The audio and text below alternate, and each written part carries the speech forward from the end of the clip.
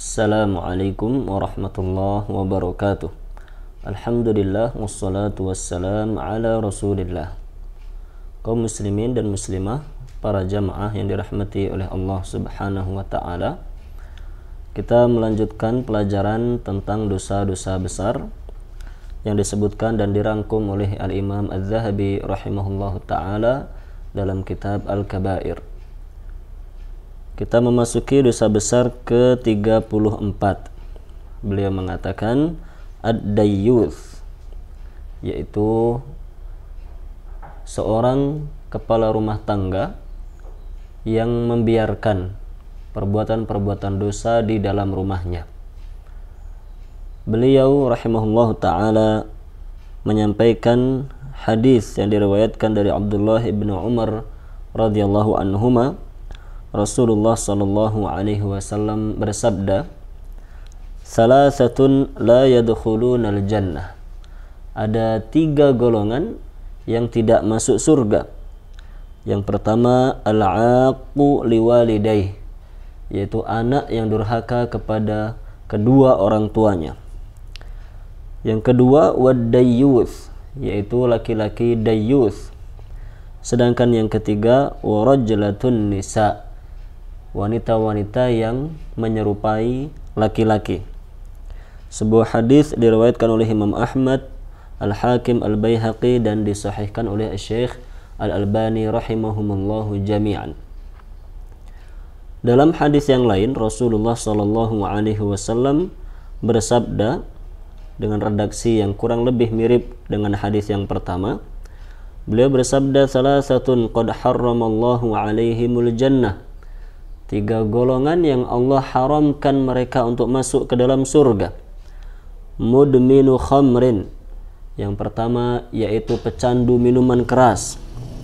Yang kedua, wal'aqu liwalidayh, dan laki-laki atau seorang anak yang durhaka kepada orang tuanya. Sedangkan yang ketiga, wad-dayyuth, laki-laki dayyuth. Dan beliau sallallahu alaihi wasallam menjelaskan definisi dayyuth adalah alladzi yuqirrul khabtha fi ahlihi, yaitu laki-laki atau kepala rumah tangga yang membiarkan perbuatan-perbuatan dosa terjadi di keluarganya. Sebuah hadis diriwayatkan oleh Imam Ahmad, An-Nasa'i, dan disahihkan oleh Syekh Al-Albani rahimahumullahu jami'an. Para jamaah yang dirahmati oleh Allah, 2 hadis tersebut menjelaskan bahwa dayyuth, yaitu sikap kepala rumah tangga yang membiarkan perbuatan dosa di dalam rumahnya, merupakan salah satu dosa besar yang dengan sebab itu Allah subhanahu wa ta'ala akan melarang, atau Allah subhanahu wa ta'ala tidak memasukkan hamba itu ke dalam surga.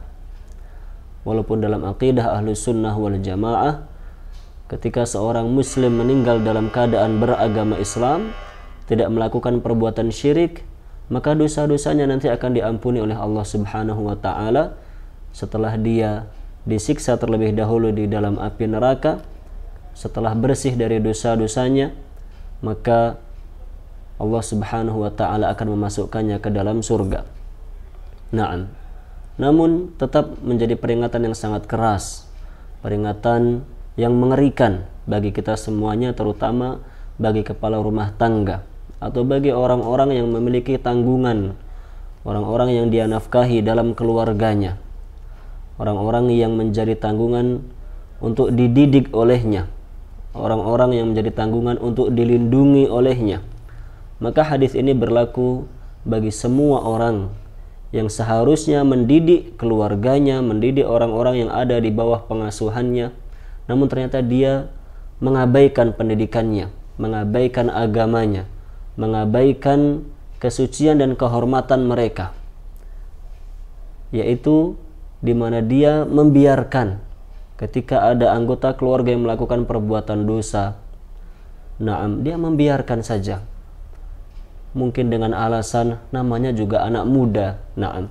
Ketika ada kepala rumah tangga melihat misalnya anak-anaknya memiliki hubungan yang tidak halal dengan lawan jenis, dengan sepele mengatakan namanya juga anak muda-mudi, biarkan saja. Memang itu adalah hal yang biasa terjadi di usia-usia mereka. Atau ada anaknya yang melakukan perbuatan dosa dengan mengakses informasi, mengakses gambar, mengakses segala sesuatu yang tidak dihalalkan dalam agama Islam. Dan dengan enteng mengatakan namanya juga masih usia anak-anak, namanya juga masih usia muda, namanya juga belum berkeluarga, biarkan saja. Nah, maka semua itu adalah perbuatan yang termasuk dalam kategori diathah, yaitu seorang tersebut akan dinamakan sebagai dayuth, orang yang tidak memiliki rasa cemburu kepada keluarganya, orang yang cuek, abai kepada kebaikan dan kemaslahatan keluarganya. Yang seperti ini dimurkai oleh Allah Subhanahu wa ta'ala. Maka para jamaah yang dirahmati oleh Allah, marilah menjadi hamba-hamba Allah yang berusaha untuk menjadi kepala rumah tangga yang terbaik. Dan di antara yang paling utama untuk kita perhatikan adalah kebaikan dalam sisi agama. Naam, kita berusaha agar keluarga kita menjadi orang-orang yang taat dalam beragama, menjadi orang-orang yang jauh dari perbuatan-perbuatan dosa. Bukankah Allah Subhanahu wa ta'ala telah berfirman, ya ayyuhalladzina amanu qu anfusakum wa ahlikum nara. Wahai orang-orang yang beriman, lindungilah, jagalah diri-diri kalian dan keluarga kalian dari api neraka. Itulah amanah, itulah perintah, itulah tugas terberat seorang kepala rumah tangga, yaitu menjaga agar keluarganya selamat dari api neraka. Maka jangan biarkan ketika anak-anak kita, ketika istri kita, ketika ada kerabat kita, ada orang-orang yang ada di dalam pengasuhan dan pengawasan kita, mereka melakukan perbuatan dosa, jangan dibiarkan. Kewajiban kita adalah mendidik, menyampaikan, mengajarkan. Itu terlarang, itu haram, itu tidak boleh.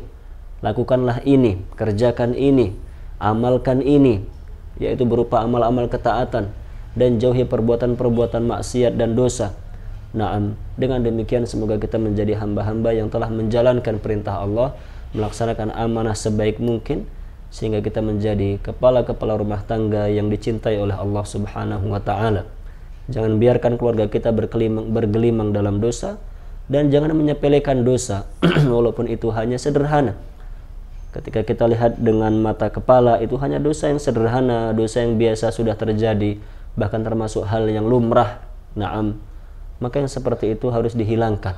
Perasaan seperti itu, merasa biasa saja, merasa tidak ada masalah ketika melihat dosa dilakukan di dalam rumah kita atau dilakukan oleh anggota keluarga kita. Hilangkan perasaan seperti itu. Harus yakin, harus percaya, harus merasa bahwa itu perbuatan dosa. Ketika keluarga kita melakukan perbuatan dosa dan kita membiarkannya, maka mereka berdosa, kita pun akan berdosa. Waliyadzubillah min dzalik. Bahkan lebih dari itu, ternyata dosa yang kita tanggung sebagai kepala rumah tangga yang membiarkan perbuatan-perbuatan itu di dalam rumah kita, itu termasuk dosa besar yang mendatangkan laknat dari Allah Subhanahu wa ta'ala, bahkan bisa menjadi sebab kita tidak masuk ke dalam surga Allah Subhanahu wa ta'ala. Aqulu ma tasma'un wa astaghfirullah li wa lakum wa lisairil muslimin. Subhanakallahumma wa bihamdik asyhadu an la ilaha illa anta astaghfiruka wa atubu ilaik.